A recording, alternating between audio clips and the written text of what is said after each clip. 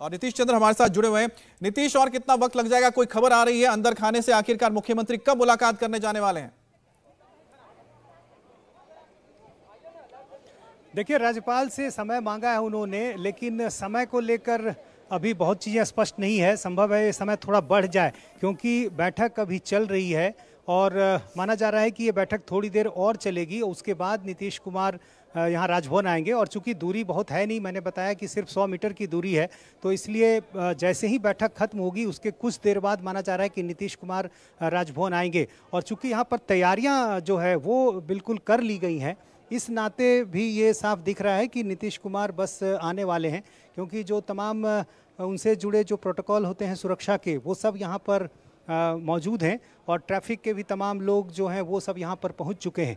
तो अब माना जा रहा है कि जैसे ही बैठक खत्म होगी नीतीश कुमार यहाँ पर आएंगे और यहाँ इस्तीफ़ा देने के बाद इसके बाद फिर अपनी बात वो रखेंगे। चूँकि इस जगह पर अक्सर वो मीडिया से बात करते हैं, अपनी बात रखते हैं, तो यहाँ पर वो बताएंगे कि आखिर क्या वजह थी कि उन्होंने एनडीए गठबंधन का साथ छोड़ा है, कौन सी परिस्थितियाँ थी, कैसे यहाँ तक इतने कम समय में एक बार फिर से उनको ये फैसला लेना पड़ा। इससे पहले भी वो कई बार इस तरह के फैसले ले चुके हैं जिसमें जिसके साथ उन्होंने चुनाव लड़ा उसका साथ उन्होंने छोड़ दिया।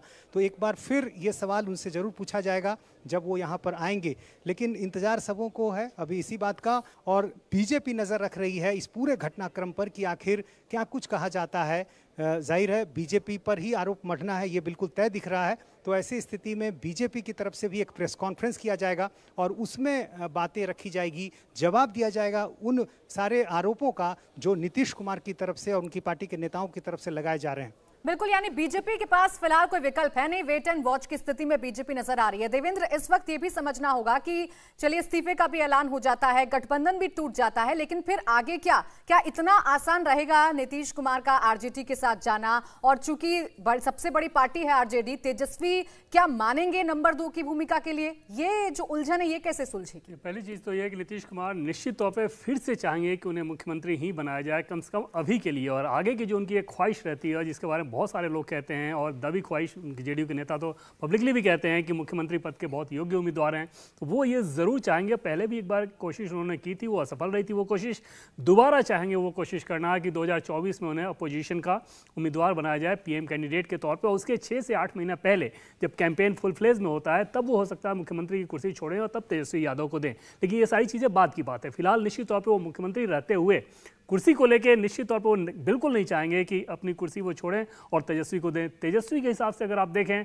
तो निश्चित तौर पे क्योंकि संख्या 79 विधायकों का है और वो ये चाहते कि उन्हें मुख्यमंत्री बनाया जाए, आरजेडी के लोग चाहेंगे, लालू प्रसाद यादव चाहेंगे, लेकिन उनके पास विकल्प नहीं है। ऐसे में अगर नीतीश कुमार मुख्यमंत्री रहने की शर्त के साथ आरजेडी को बुलाते हैं तो आरजेडी इस बात पर भी खुश हो जाएगी कि उन्हें डिप्टी सीएम तेजस्वी को बनाया जाए, कुछ और मंत्री हों और फिर आगे का भरोसा दिया जाए कि नीतीश जब राष्ट्रीय राजनीति में आएंगे तो फिर उस लिहाज से तेजस्वी यादव को मुख्यमंत्री बनाया जाएगा। लेकिन अड़चन जो आएगी, जैसे पिछली बार आखिर क्या वजह थी कि नीतीश कुमार तेजस्वी यादव या आरजेडी से अलग हो गए? उसकी बड़ी वजह यह थी कि सरकार के हर काम में, हर चीज़ में आरजेडी का बराबर का दखल होने लगा और स्थिति यहाँ तक आ गई कि जब अधिकारियों का ट्रांसफर पोस्टिंग किया जाता था जिलेवार, तो उसमें लालू प्रसाद यादव की तरफ से नीतीश कुमार को मैसेज भेजा गया था, जो हमारे सोर्सेज बताते हैं कि गठबंधन की सरकार है, आधा ट्रांसफर पोस्टिंग कौन सा अधिकारी कहाँ जाएगा ये आप तय करेंगे, आधा हम तय करेंगे। दूसरी तरफ बीजेपी को देखें तो बीजेपी हमेशा से बिहार में नीतीश कुमार के सामने एक तरह से सरेंडर की स्थिति में रहती है। मुझे याद है कि एक प्रकरण ऐसा हुआ था कि एक अधिकारी ने बीजेपी के एक बड़े नेता के साथ कुछ मिसबिहेव किया था। उसके बाद वो नेता पहुंचे नीतीश कुमार के पास शिकायत लेकर।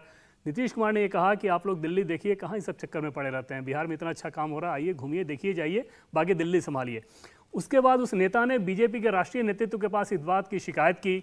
बाकायदा एक व्यक्ति यहाँ से पटना गए, एक बड़े नेता, और जो बीजेपी की तरफ से फहरिस्त थी उसमें उन्होंने उस चीज़ का भी जिक्र किया कि इस अधिकारी का ट्रांसफ़र यहाँ से करना होगा क्योंकि इसने हमारे नेता के साथ मिसबिहेव किया है। नीतीश कुमार ने उस अधिकारी को वहाँ से हटाकर प्रमोशन देकर पटना में बैठाया था और साथ साथ ये भी कहा था कि ये चीज़ ठीक नहीं, ये नहीं चलेगा। तो इस अंदाज में नीतीश कुमार बीजेपी के साथ शासन करते हैं। आरजेडी की तरफ से निश्चित तौर पे जैसे ही दखलंदाजी होती है वहाँ पर नीतीश कुमार को कंफर्टेबल उनका जो है वो खत्म होना शुरू होता है और पिछली बार वो नतीजा था जिसके चलते रातों रात उन्होंने अपना पाला बदला। इस बार फिर आप 6-8 महीने बाद देखेंगी कि वैसी चीजें सामने आएंगी। इंडिया टीवी हर वक्त हर जगह डाउनलोड करने के लिए सर्च करें India TV news Google play store या ऐप स्टोर पर।